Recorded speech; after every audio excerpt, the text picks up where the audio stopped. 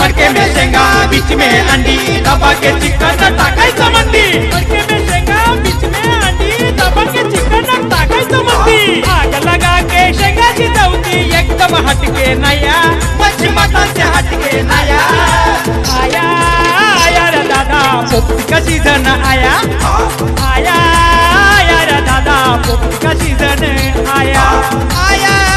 आया रे दादा पोपटी का सीजन आया आया रे दादा पोपटी का सीजन